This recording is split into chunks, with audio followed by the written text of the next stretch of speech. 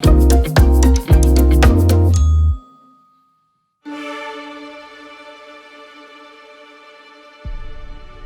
sa formation, notre planète a connu une histoire palpitante qui l'a menée du stade de poussière d'étoiles à celui de planète porteuse de vie, une chose vraisemblablement unique dans notre système solaire.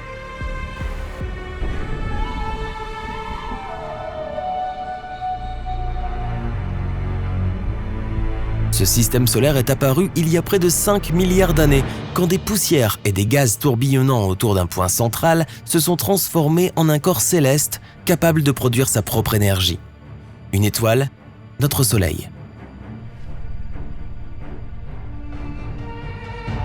Les poussières restantes ont alors formé 8 planètes, dont en l'état actuel des connaissances, une seule pouvait accueillir la vie. L'origine de la vie sur Terre n'a pas encore été prouvée à 100%, mais elle reposerait sur deux paradoxes, celui du goudron et celui de l'eau. Selon le paradoxe du goudron, les éléments organiques liés à l'énergie solaire ou géothermique ne suffisent pas à former quoi que ce soit, à part de l'asphalte. Quelque chose d'autre a dû donner une impulsion pour créer les premières molécules organiques. On nous dit souvent que la vie provient de l'eau. Mais beaucoup de planètes contiennent plus d'eau que la Terre et n'hébergent aucune vie. L'eau est même dangereuse pour les premiers stades de la vie. C'est le paradoxe de l'eau. Si nous pouvions rembobiner le film montrant l'évolution de la vie, nous verrions les 4 principales molécules essentielles à sa création. Les acides nucléiques, c'est-à-dire l'ARN et l'ADN, les lipides, les protéines et les glucides. Les scientifiques pensent que les premières formes de vie ont été formées à partir de molécules d'ARN. Le problème, c'est qu'avant, notre planète était recouverte d'eau, les terres ne représentant que 2 à 3% de sa surface. Cette eau aurait dissous les premières molécules d'ARN qui auraient tenté de se former sous sa surface. Il y avait aussi trop peu d'oxygène, qui est primordial pour la création et la survie de nouvelles bactéries. Mais il y a 4 milliards d'années, une autre planète avait suffisamment d'oxygène et d'eau pour rendre possible ces réactions chimiques.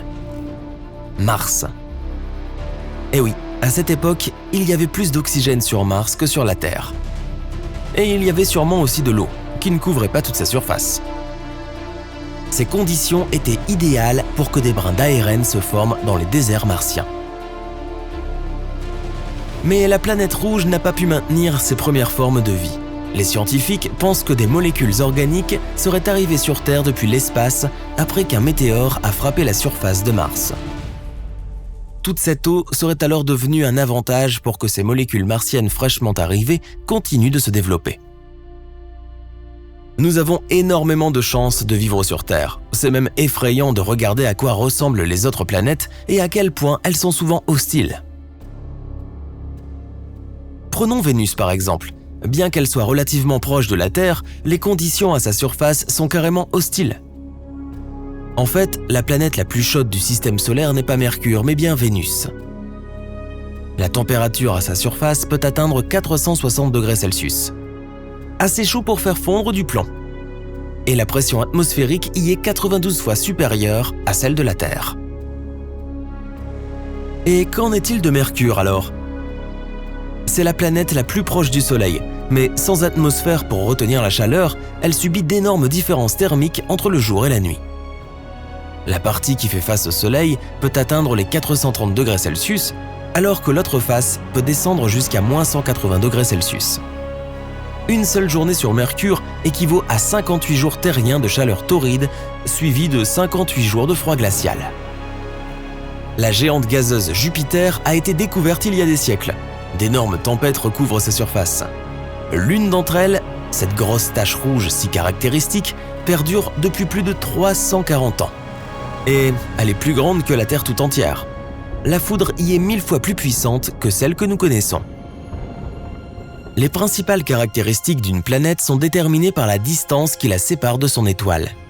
Si nous voulons trouver des planètes dont les conditions sont similaires à la nôtre, il faut donc rechercher celles qui sont aussi éloignées de leur étoile que la Terre l'est du Soleil.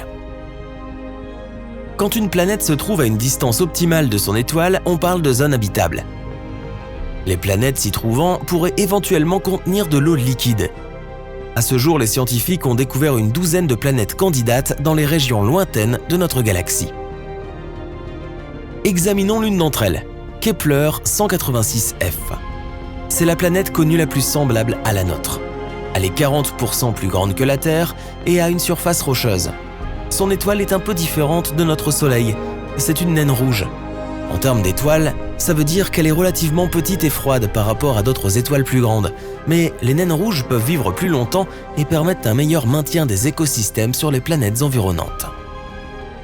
Le système stellaire Gliese 581 est constitué d'un autre ensemble de planètes orbitant autour d'une naine rouge.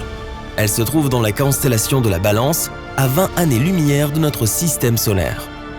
Une de ces planètes, Gliese 581d, est proche de la zone habitable.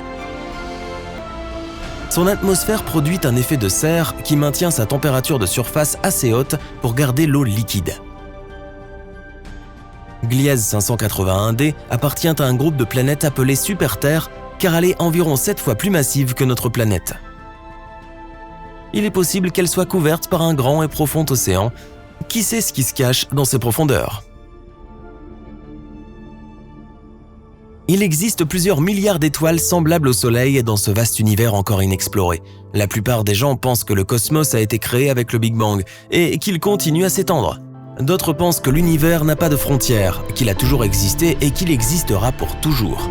Quoi qu'il en soit, il existe donc énormément de planètes semblables à notre Terre, et un jour nous saurons avec certitude si la vie existe vraiment en dehors de notre système solaire. Fascinant, non ?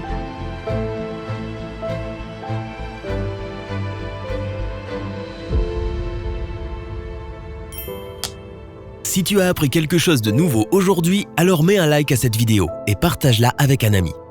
Et voici d'autres vidéos que tu devrais apprécier. Il te suffit de cliquer à gauche ou à droite et de rester du côté sympa de la vie.